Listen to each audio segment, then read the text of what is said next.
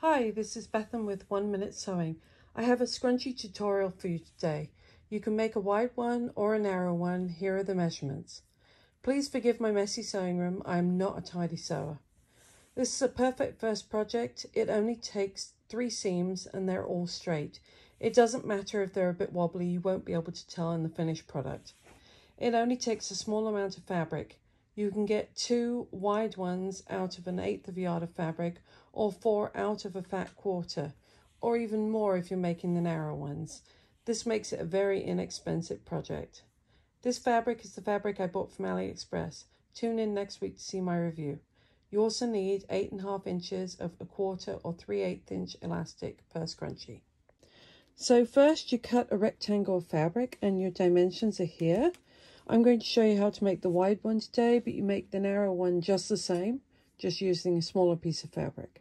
The first thing you do is on one end, you press under 1/2 inch to a 1/4 inch. Give it a good steam. You want that to have a good press.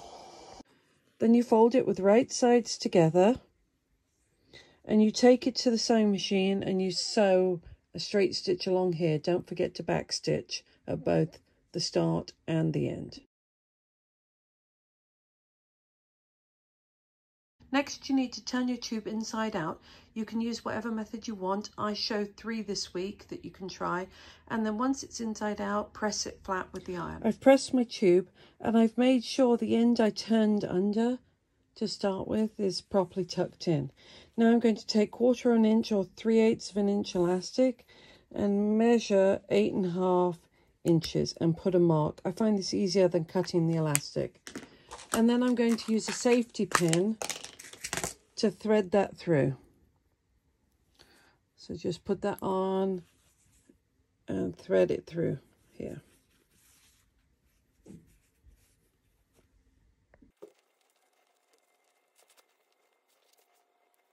going to gather this up until I find my mark. And then making sure that everything is straight, I'm going to bring this round in a loop with a little bit of an overlap. I've got about 1/2 inch here, and I'm going to stitch back and forth.